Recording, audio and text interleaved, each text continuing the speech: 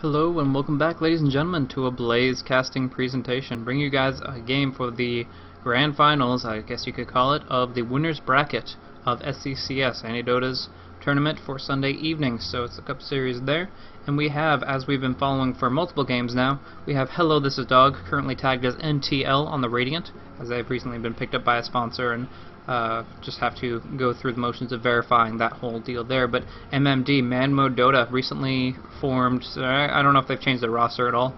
Can't really tell, but it was previously known as Tag Team Almost Good, and we casted them a lot last week there. So I am solo casting this game for today, but this is going to be the finals of the winners bracket. So hopefully it will be some awesome games that we can enjoy and appreciate. But as far as the draft goes, getting on into it, we do have Magnus and Bounty Hunter banned out, as well as the Undying and the Batrider, but as you can see, that does leave open the Darkseer and everything that goes along with them. So I'm expecting the Sven to most likely be picked up by the Dire here, just to make sure that they don't have to deal with a vacuum into a Stormbolt into a heck of a lot of cleave. But nevertheless, there are plenty of other heroes that synergize so well with that Darkseer, with his vacuum, with his wall replica, with everything that he provides. So he's a very versatile and very effective hero. But now with the Templar Assassin Jakiro picked up for themselves, we'll have to see. Gyrocopter is the hero of choice. Maybe see also like a Tide Hunter to add in some disable, help with that flat cannon and call down a little bit, but we'll have to see. In the meantime though, Templar Assassin picked up for the solo mid role. Presumably that would mean Jakiro would also go on the lane support. But it's actually going to be a Gyrocopter and a Sven. This has been happening more and more often, and I'm not exactly sure why. But it's really interesting. It's Gyrocopter and Sven being picked up on the exact same team, and oftentimes what it means is one of the two heroes will get shut down. They'll go multiple heroes up against Gyrocopter, he'll have a tough time of it, or they'll have 3v3 versus Sven, and the tri-lane won't be as favorable for him. He'll get reduced CS, but the Gyrocopter will free farm away. So one way or another, they're going to get a heck of a lot of AoE damage. They just have to reach a certain point in the game. So that's an interesting way of picking up two really powerful heroes, the Gyrocopter and the Sven, and it's been happening more and more often than I would have thought, but it's worked out so far, so we'll have to see. Often they put the Gyrocopter in the solo mid role, but I have also seen him on the off lane, but it's not technically like a suicide lane because it's not 1v3, it's actually a 1v1 situation, which is what Gyrocopter favors.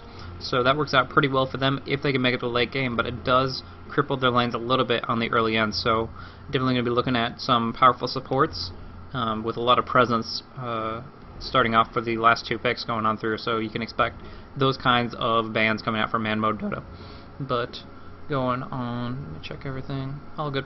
Okie dokie, so we're waiting for the last pick up for the Dire, and they have plenty of options, but a lot of that have already been banned out here. They're going to go with the Queen of Pain, which actually makes me question exactly how they're going to lane it. Maybe the Queen of Pain will go on the off lane first, leaving Templar Assassin in the solo mid. Queen of Pain will then get some reduced experience, but generally still have a favorable position. It's just a very powerful hero.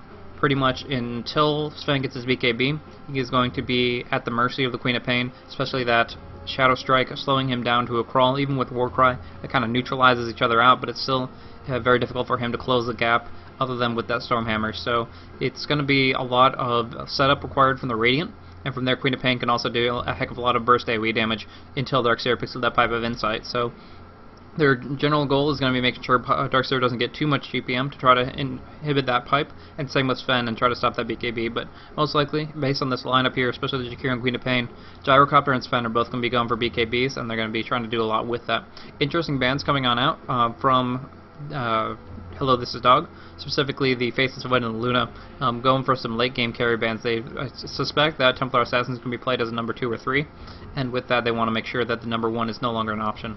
So they're trying out some really late game carries, pretty much the only carries that they feel could handle a Gyrocopter Sven late. And so once they take those off the board, they're really confident in going towards the late game until Medusa shows up, but not going to be happening in this specific meta. Maybe next week. Nevertheless, going on through, we have Wisp Band coming out, because Wisp and Sven kind of go hand in hand, or Glowy Light Ball, then Giant Manly Knight.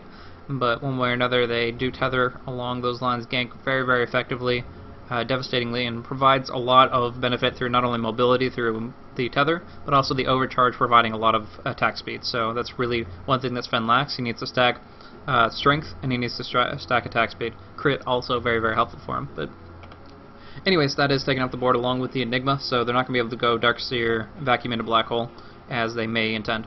So that's going to be interesting. But nevertheless, kind of curious what they're going to draft instead.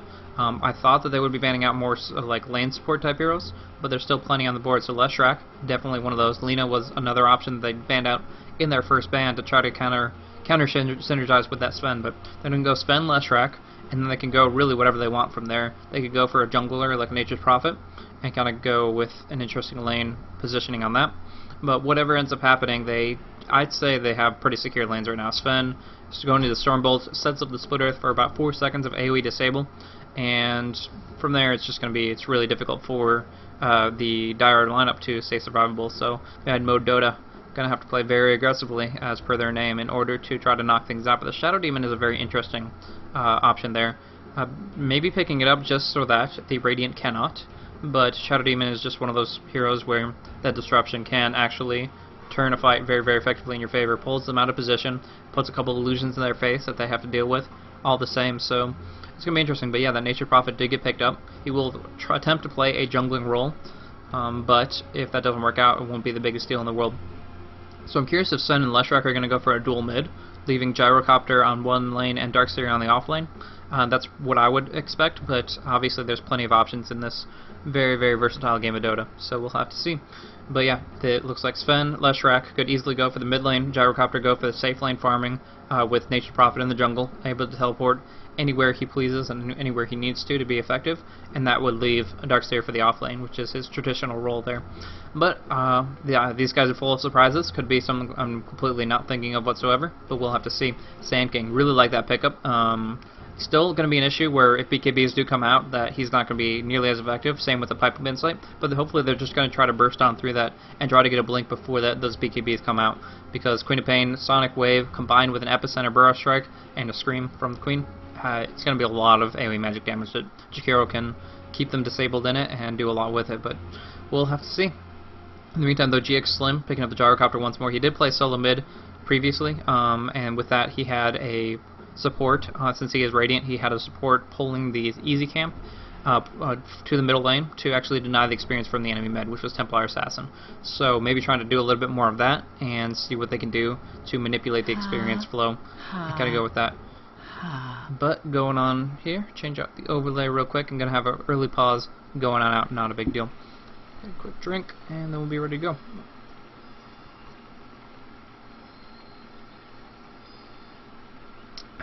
There we go. And we have a couple of shoutouts and funny things going on there. Of course, you guys can read that. Sven, going to be picked up by Knave. GX Slim, like I said, going to be playing the Gyrocopter. Darkseer is actually picked up by the People's Champ this time around with Maestro once again on Nature's Prophet. So we do have T on the Leshrac. We'll have to see some big plays, follow-up stuns onto the Stormhammer, and we'll see if he wants to go for that Edict or Lightning build, either to push down towers rapidly or just to do some damage across the board on all the creeps or heroes there. But yeah, thank you guys for bringing us some awesome games. I know that they're shouting out to myself and Mont Dota, who is also casting this finals matchup. But yeah, I obviously just want to bring a little bit more attention to the amateur scene of North American Dota, and I think this is the best way to do it. So very cool that they have this SECS tournament still rolling, rock and rolling. I think 3 years now, so plenty of time in the works, and with that they've been doing a lot with it. So good luck to both teams indeed. And we do, as far as the Dire lineup here, we do have Chobo picking up the Templar Assassin, Fudge on the Queen of Pain, Glint now on the Jakiro this time around, Sand King picked up by Game Thrower, and Kami playing the Shadow Demon. So love to see how that works out. As far as items, Nature Prophet hasn't gotten around to his just yet, but otherwise Stout Shield picked up on the Sven and the Darkseer. Really just want to make sure that Sven isn't harassed out of lane too hard. Along those lines, also Gauntlet on the Sand King stands out to me. Getting a lot of auto attack damage and HP allows him to play a bit more aggressively, but he uses his mana very aggressively. So he'll have 2 Sandstorms, and that Clarity might give him a 3rd, but that's about all that he has to work with now. But they are smoking up, trying to play aggressively, going up against Darkseer in the bottom lane now. Will mention he picked up Ion Shell, which is great for counter pushing the lane, or just to frustrate enemy melee heroes that are last hitting. But if he gets caught out by these 5 smoked up heroes looking to gank up on this Darkseer, he's not going to have a surge, and he's going to have a really tough time of handling the aggression coming out here. So we'll have to see if he sticks to his tower stays in a safe position or what, but one way or another, kind of go from there. GX Slim is going to be on the middle lane, picks up his rocket barrage right off the bat, and it looks like Maestro is waiting to scout out a little bit with those trees. They're still smoked up, so the Trents will not see them, and they're going to be looking to transition to try to burn down GX Slim. Maybe camp up this easy camp. They know that they're going to be trying to pull from it, so if they can just all stick around there, it might be beneficial. But unfortunately for the Radiant team, which I hopefully should have the scoreboard up for, but Hello This Is Dog is relying a lot on these Trents to give vision. Now it has spotted off 2 of the people that were encroaching on the enemy jungle, and now the war goes on down. This will block off 2 spawns, actually, blocking off the standard creep pole as well as this hard camp here, which will control a little bit of what Nature's Prophet Maestro can do until he picks up some sentry wards. But in the meantime, he has some interesting positioning. They did this last time around, where pretty much they did not necessarily a dual lane, but Nature's Prophet jumping in and out of the jungle, farming up when he can, and otherwise just going with Darkseer and pushing really hard and putting pressure out there. So if they ignore the bottom lane, they're going to pay for it. But here comes a big aggressive gank coming out. Shadow Demon going to start off with the disruption. From there, should be an easy ice pass. Actually just going with the Burrow Strike, and now completely blocked in. Just run around, but yeah, it's going to be too much damage coming out. Chobo's going to pick up the first blood, and that's not a position GX Slim wants to be in. He's going to have to forego his bottle to TP into mid lane, and with that, he is very, very far behind as TA with that first blood picks up the bottle. So little cheeky play from the Dire setup here. Man mode Dota indeed, as they go in and could care less about the tower. They just want to jump into the fray and bring out a lot of damage in the end. So going on into it, Fudge is going to be up on top lane solo, up against Sven and Leshrac. If anybody can survive against them, I do believe he can with that rank 1 blink. However, he definitely has to watch himself. Has to pretty much as soon as he sees a Stormhammer, blink into a position where Leshrac cannot follow with that split earth, which is going to be difficult based on the fact that he's gradually eating through the trees. Not for the regeneration, just for the positioning. And that's the plan there. All the same though, tri-lane, a very aggressive tri-lane on bottom lane, but all they're going to be shutting down is really a Darkseer, which isn't going to really change anything too much.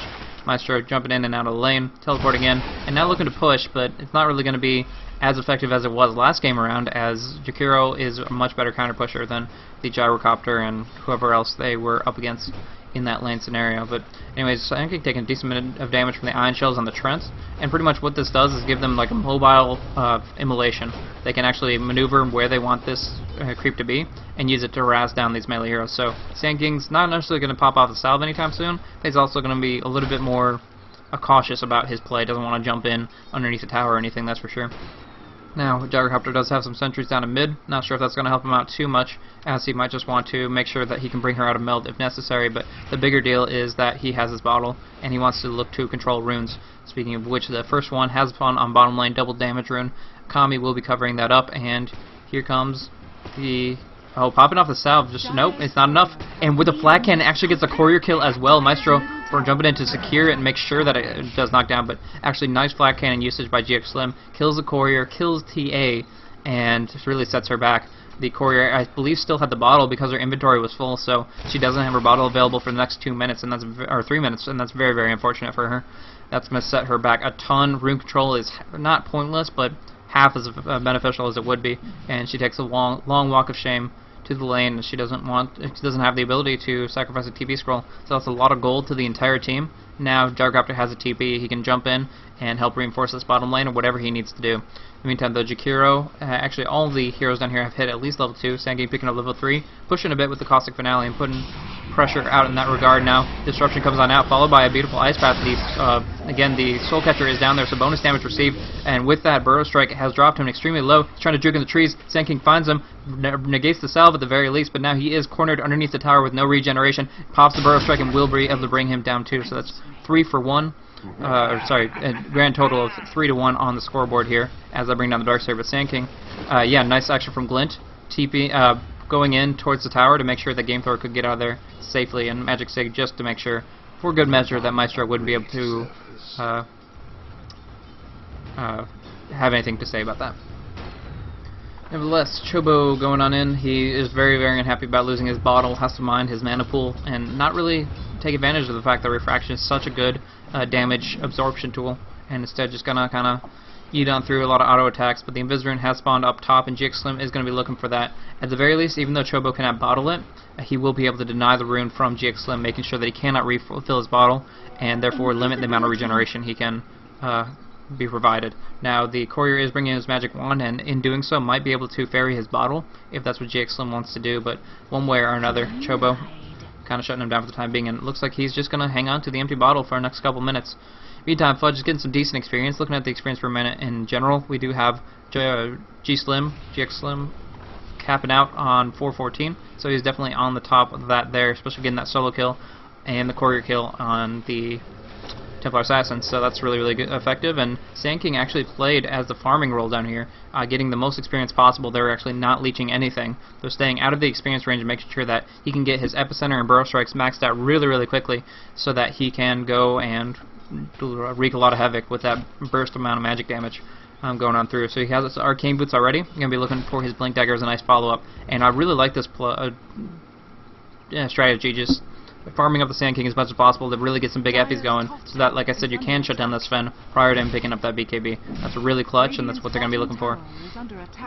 Queen of Pain kind of zoned out a little bit, trying to do whatever she can to the creeps, but actually, Creep Fold puts her in an off position. Now it's going to be Leshrac porting on down, as there's a lot of aggression going on through. The Burrow Strike does a lot of damage to Darkseer. He tries to surge away, not going to happen, but the beautiful damage from T, dropping down the Split Earth and the Edict. He gets 2 kills out of that, hitting both of them with that 2-second stun. Now looking to bring down Glint as well. He will land the Split Earth, and with that triple kill for T, really good use of the Teleport Scroll, Town Portal Scroll there. Perfect timing, knew exactly what his teammates needed, and with that they actually they lost the Darkseer, but other than that, there was a 3-for-1 in favor of the Radiant, putting them back in the game for sure. So 3-0-0 for the Leshrac, and Gyrocopter picks up that rune up on top. Now, a quick pause coming on out. Not exactly sure what they need, but not a big deal one way or another. They'll be getting on into it in just a moment's time. So Chobo is bottling up. He wants to try to get that illusion room for himself, but now realizing there are 2 Gyrocopters instead of 1, he realizes for sure that those are fake and that the rune has been stolen away from him. So that's just an unfortunate thing with the traps unavailable.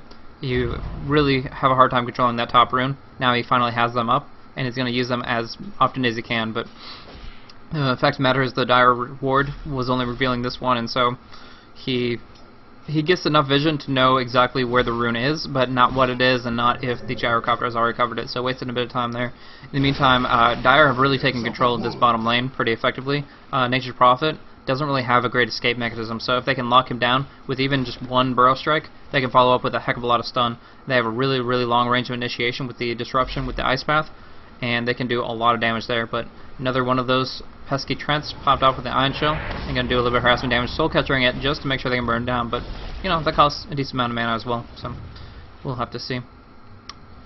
Anywho, Maestro just farming up as best he can. If we're looking at last hits, it's going to be definitely Sven favoring getting the most out of it, up on top with that Leshrac to support him. Queen of Pain really can't contest anything, so he's going to get 42 and 17 for CS. Interesting Ice Path on the Trent, but whatever, they bring it down in the end, so that's not going to be a big deal. 14 bounty isn't that much for the amount of harassment it's providing with that Iron Shell, so very unique way to build it. But yeah, now Darkseer finally hitting level 3, it actually might do something more beneficial than just a little pinprick on the skin. With Sand King dropping low especially, that can do something for them. But he might just look to Caustic Finale as best he can and try to burn people down. So yeah, he's just moving the Trents around, microing it, and trying to do as much damage as possible to burn them down over time. And while the whole time that they're worried about that Iron Shell, beautiful Wrath of Nature comes on out, and now one more auto attack will bring down Game Thrower. Walked south accidentally, misclick, and he does drop down for it. Vacuum is not available, so not going to be able to bring down Kami. And with that, Glint actually will also escape. So only 1 kill for that, but still a beautifully timed Wrath of Nature. Knew exactly when Nature's Prophet would hit level 6. Hit it at very long range, hit it all the way across the map, bounced it perfectly, got a maximum amount of damage on Sand King. With that Iron Shell harass, he put himself in a bad spot and got knocked down. So, nice, easy, clean kill, but unfortunately I did miss a kill on the Gyrocopter in the process. TA being able to pick him off, and now T coming to reinforce, but a little bit too little too late, as the Gyrocopter has already fallen, giving a lot of experience to the TA. Now she's sitting up top dog, 450, and that's the beauty of rune control and double damage. She was able to contest whatever, and now she has phase boots, he does not. and that puts him in a pretty sore spot. Now T has abandoned the middle lane, so Chobo is free to do a heck of a lot of damage, has already burned through his entire refraction, but again cornering him inside the trees. Now he does get caught up by the split earth and will drop down. No disruption, beautiful disruption coming out of Shadow Demon. She might just survive. We're going to try to refraction. I'm getting a little bit of lag. That's unfortunate. I'm not sure. I'm assuming it's not server. So it's going to be me, and wow, a lot of action going on through. Shoot, that was a terrible lag spike. Unfortunate, but it looks like GameThrower was able to jump into the fray, get the Epicenter Burrow Strike off, and burn down, looks like Leshrac and Nature's Prophet. Wow, worst time to lag out, and I'm sorry about that, guys. Templar Assassin, of course, did get picked off after the disruption concluded, but all in all, they were able to pick off the Nature's Prophet and the Leshrac through that epicenter in really good positioning from the Sand King, who barely got out alive through that rank 1 Sandstorm, using it to disjoint. Very, very effective indeed. Kami really wishes he would, I don't know. Anywho, teleporting back on down here, just Maestro going to farm up. He has his Midas now. As far as kills, he is sitting at 1, 2, and 2, but he has gotten a decent amount of CS at 29, so he's going to pick up that Midas before the 10-minute mark, and with that going to farm up a decent amount of gold and experience through these neutral creeps here. Glint is actually in a pretty rough position here. He just popped both of his spells. If Darkseer wanted to go aggressively on him, he absolutely could, but the Iron Shell is about to expire, and Soul Ring is all that would allow him to cast all the spells that he would prefer to. But he's going to go for it. Glint is pushing hard on this tower, and with that Wrath of Nature doing a decent amount of damage, there's no way that he's going to get out of this. He does get the stun off the Icy Path, but Nature's Prophet getting the Rank 1 Sprout off. Plenty of action there to burn him down. Now, T, up on the top lane, was able to kill a Queen of Pain, Shadow Demon, and a Sand King. I don't even know. Like, awesome T is just so on the ball this game. He got that triple kill on bottom, and obviously I saw that, but a little bit distracted with what was going on with Jakiro. I wish I could just instant replay how he was able to get that kill, but that's the problem, is if you go up against that Diabolic Edict, it's going to do a lot of damage over time. You got a couple good stuns off, and that was all she wrote. Leshrac getting a golden experience lead despite playing a supportive role early on with Sven. He wasn't the primary farmer. I mean, you're looking at his CS, he's got like 5, but he has 7 kills, and that definitely contributes, that's for sure. So Leshrac is actually going to get some decent items here, possibly look for a Bloodstone in the future, but one way or another has a lot of momentum shifted in his favor. Not exactly sure everything that's going on there, other than just trying to burn down all the Trents and make sure that he cannot get harassed too much, as Kami on really low life, 15 HP, was getting harassed down pretty hard by those Trents, and earlier a little bit from the homing missile.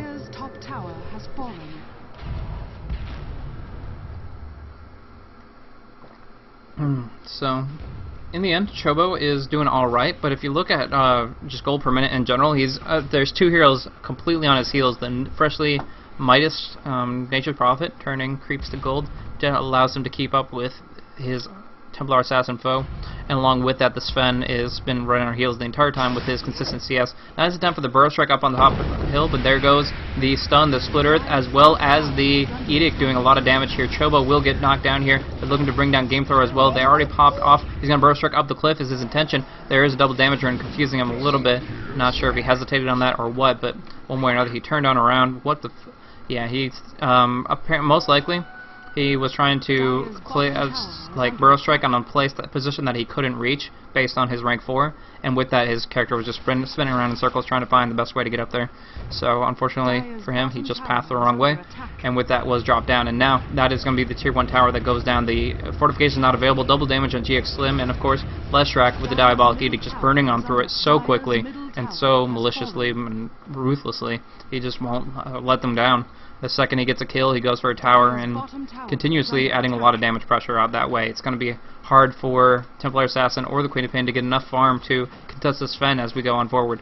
So Sven is looking for that BKB as fast as possible. Like I was saying, he's afraid of that Blink Epicenter, who actually Sand King not doing nearly as well as he was prior to this smoke, not on Queen of Pain. Just to keep that in mind as they're looking to gank up onto T to try to bring down and get rid of this killing spree. I mean, it's been 7-1, but he doesn't have any more movement speed through that smoke, and it's not going to be worth it.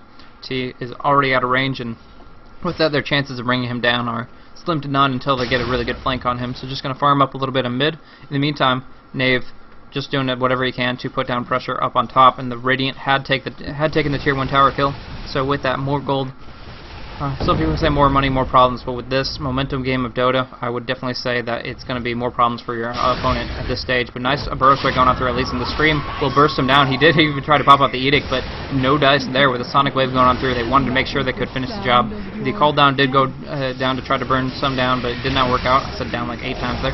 And then Jakiro does get caught out by the Stormhammer. He pops off the God's Strength to try to burn him down, but unfortunately the Demonic Purge went through. So the Barrage was able to bring down the Jakiro, was looking for the Sand King, didn't get the opportunity as he's now getting slowed down to a crawl, and now the Maestro trying to TP out, not going to happen as Game Thrower spends the last bit of his mana after Arcane Booting to burn him and to finish the job. So he gets stunned up, and they actually get a number of really, really good kills out of that. It's a little bit of a choppy team fight back and forth. Darkseer not really participating as much, and it just was all over the place, but in the end it was very, very favorable for the Dire. So Man Mode Dota not out of this just yet, want to stay in the action. Really nice epicenter play from that, and I really also like the Demonic Purge onto the Sven from the Shadow Demon.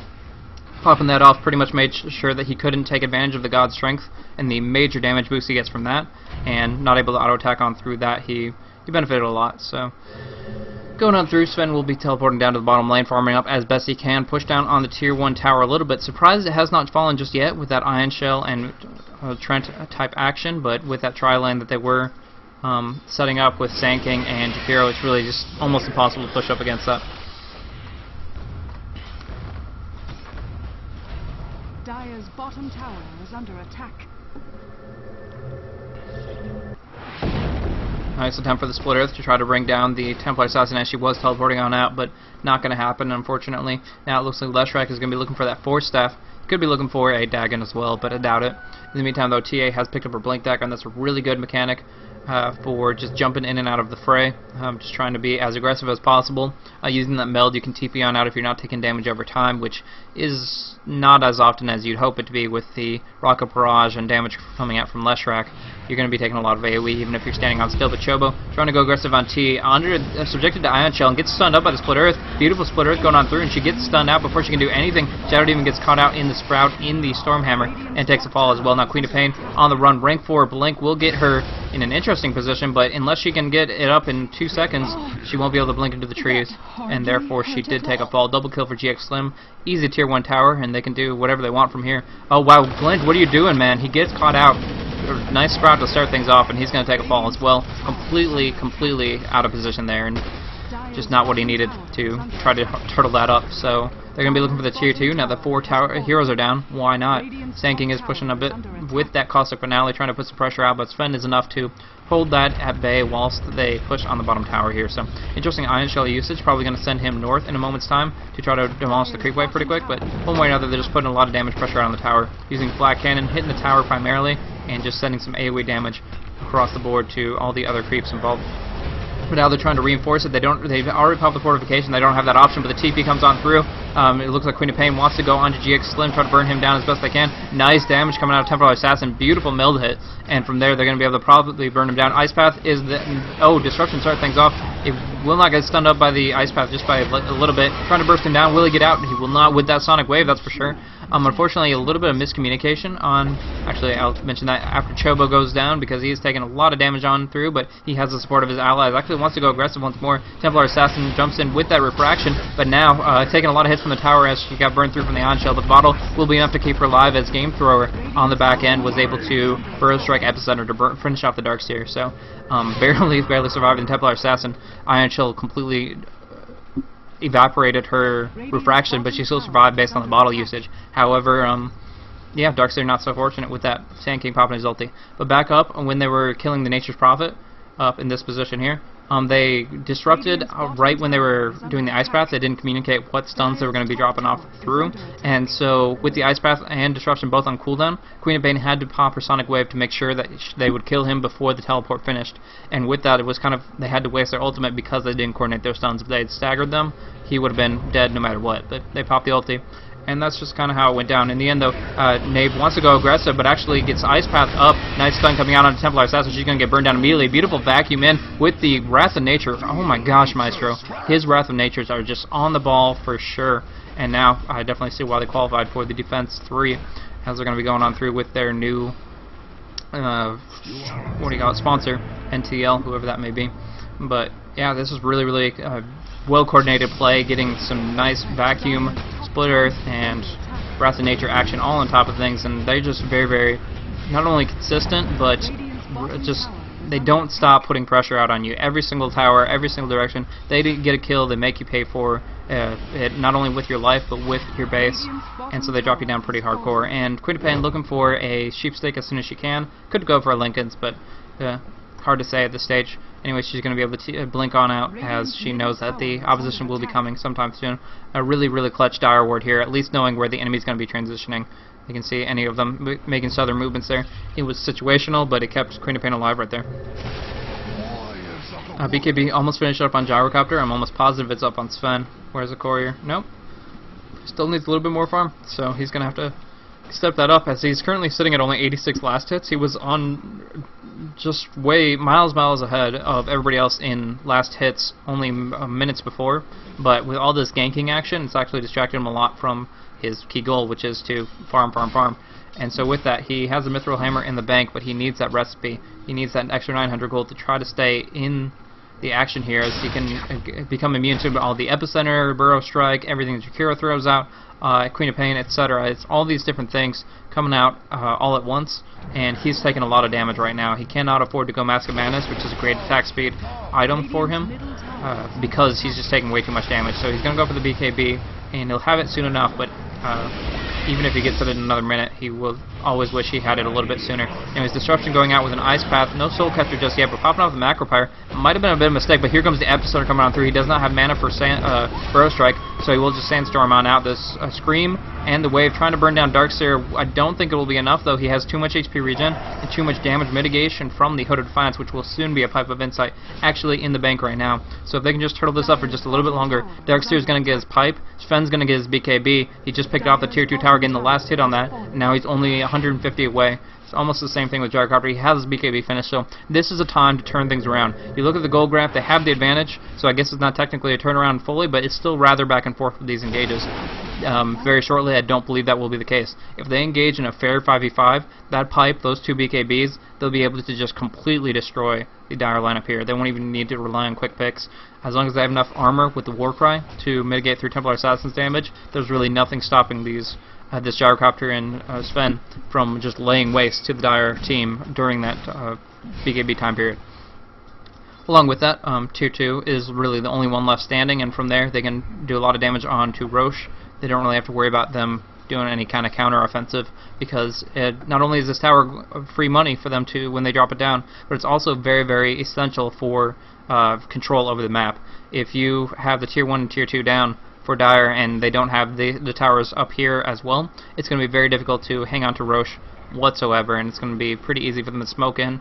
And even if Dire gets wind of what they're doing, it might be too late, because they cannot town portal in and try to go aggressive from there. But they do have a couple of blinks. I mean, we saw how powerful the Epicenter plus Blink Dagger can be, but I think it's really going to be very heavily on Game Thrower's shoulder that he gets the Burrow Strike following the Epicenter before the BKBs pop. If they respond fast enough to the blink coming on in and say, hey, pop my BKB immediately, and they'll get stunned, then they're going to be able to survive through the fight and dish out a heck of a lot of damage in turn. Now, nice force-staff action from Lestrak, trying to stay aggressive, trying to get a nice stun going on through, but the trap says otherwise. Now, Chobo will get Stormhammered up right here, but blinks away, does not disjoin it, but with the meld was make sure that he doesn't take any damage. Of course, Refraction was up for that too. Now, they'll get engaged, will go on through. Looks like the Purge has already gone through, but BKB pops up. The God's Strength goes on through. Sand King does a beautiful Epicenter, but again, Pipe plus BKB, it does absolutely nothing. They barely flinch, barely bat an eyelash as they just completely destroy their team. They do lose Awesome T on the back end there, but Knave gets a double kill, and now it's 3 for 1. Going to look to take this Tier 2 tower immediately after. And every single fight that the Radiant have won, every single time that Hello This Is Dog has been able to bring down at least 1 or 2 heroes more than their opposition, they've capitalized on it with tower kills. You see the Tier 2s on top and bottom. You do not, because they've always been putting that pressure out constantly. Fudge kind of doing the same thing while he can, but that's going to be quickly thwarted, as anybody can town portal down there and prevent him from doing so. Even Maestro can kind of try to do that as best he can. He does pick up his Orchid, and that's going to screw over Queen of Pain even harder. looking to silence her blink so that they can just do a heavy burst of damage. But although he's pushing down on the tier 2, putting pressure out that way, they're like, okay, well, yeah, we'll lose the tier 2, but we'll get a Roche, we'll get Aegis, and then we'll take your base. I mean, it's definitely a trade that they want to take, and unless, without this epicenter, I don't know if there's anything that Mad Mode Dota can do about it. Now they go for Pipe, they go for Warcry, they had some understanding of Fudge's positioning, and now they want to try to burn him down. Do they get the Orchid? No Orchid from Maestro, maybe a little bit of a mistake. I think he should have Orchided as soon as he saw her, and they could have just Stormhammered her after it was about to conclude. But one way or another, it's just going to be unfortunate for them as they now leave Roche at below half HP to Chobo, who can burn down through it really, really quickly. But T in the fray, Force Staff out of position completely and gets dropped down because of it. Definitely pays the price there. Now Knave really, really wants to contest this Roche, and he needs to win this teamfight in order to do so. A couple big hits will bring down the Templar Assassin. Now in pursuit of everybody else, Glint on really low life. Sand King misses almost everybody with that Burrow Strike, and with that Sven just wants one more stun. Nice surge to try to help him out, but he does get disrupted up in the end. Now Kami taking a lot of damage, and he will take a fall. How about, oh, those are just illusions, okay. But that's still going to be 3 for 1 once more. Almost the exact, I think that's the exact same heroes as that exchange on mid lane, and because of it, they're going to be able to take Roche no problem at all. Burn him down really, really quickly, and that Aegis so strong on Sven. He has a lot of HP, has a lot of mana that he can refresh and get back in the fray with, and of course with that BKB, what he can do is play very aggressively with his first life, and then as soon as, oh, here comes a big epicenter, he's going to be looking to try to steal the Roche. It is killed by the Radiant. Sven picks up the Aegis, so it's not going to work out, but the damage is there. The Pipe was popped a little bit too late. The Sonic Wave, the Scream, and the Epicenter Burrow all went them through, so they were able to pick up 2 kills out of that.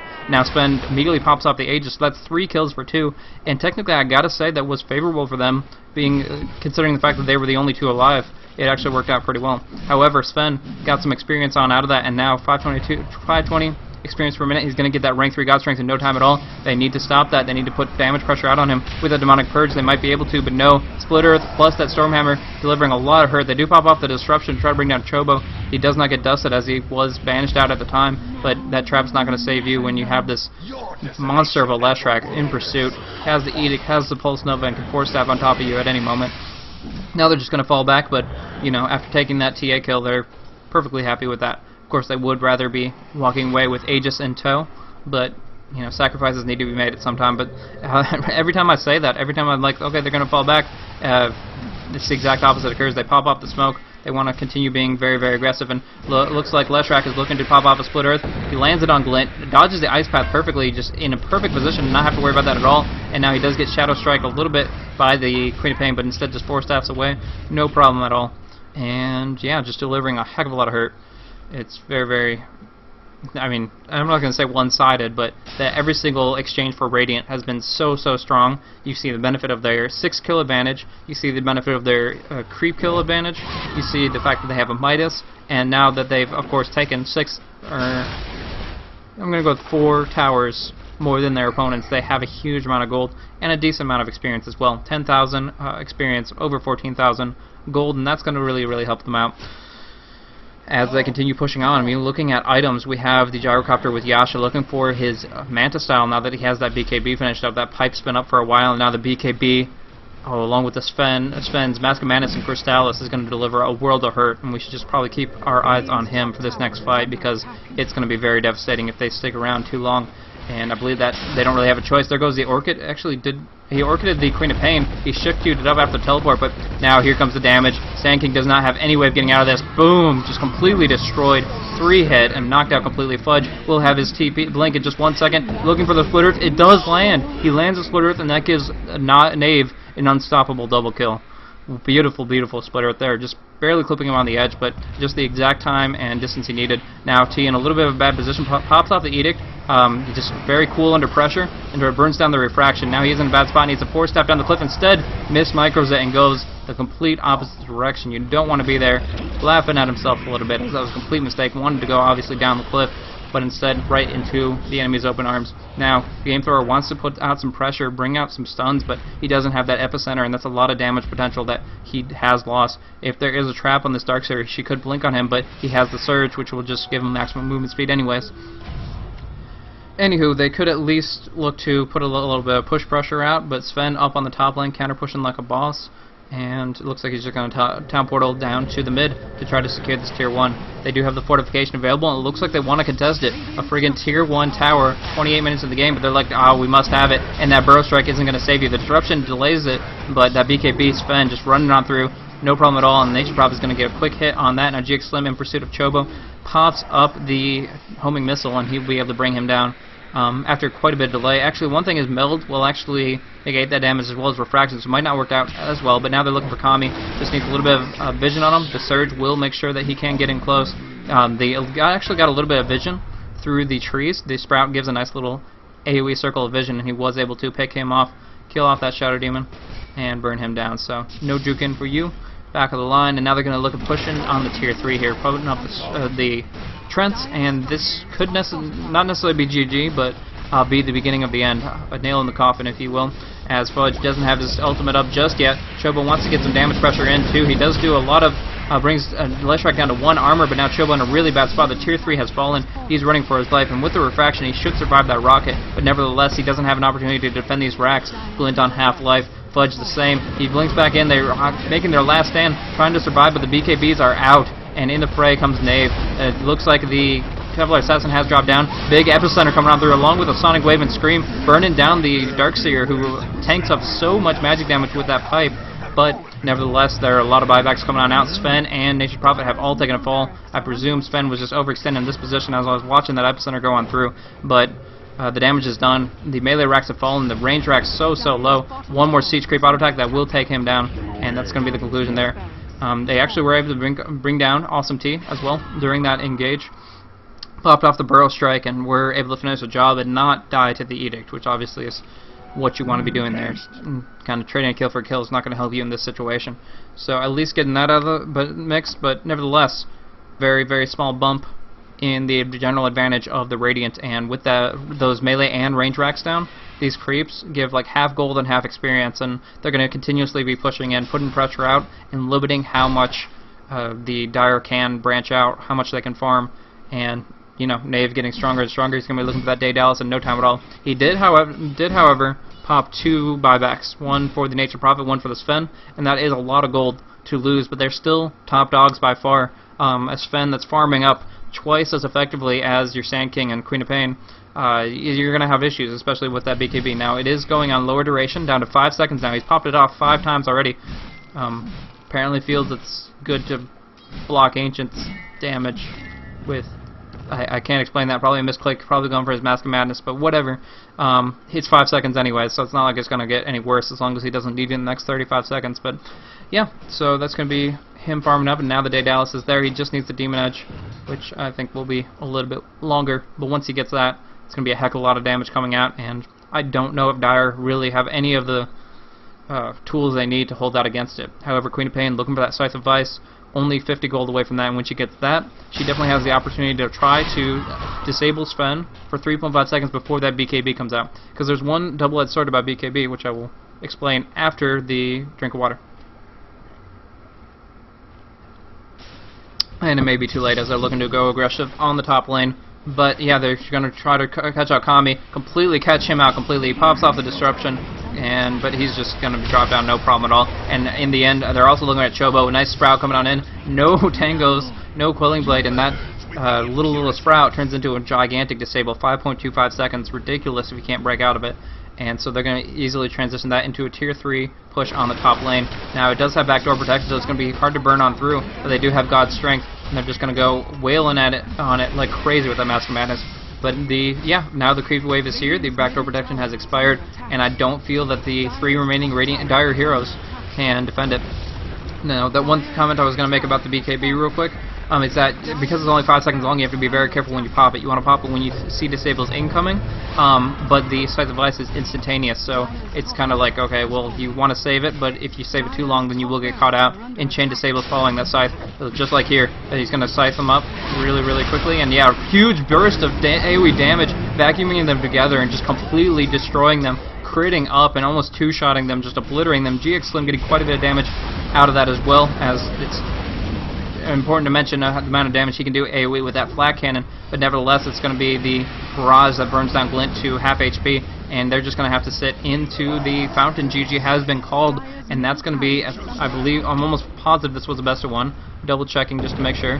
Yes, okay, Chrome has, the admin has said that it's best of 1, and with that, that means that NTL, aka Hello This Is Dog, has won this rendition this week of SECS, and they're going to get the 175 prize for that NA Dota currency. But nevertheless, yeah, that's going to be, the runners-up will get half that. I actually might get my numbers mixed up, but it might be 150 and 75, probably is.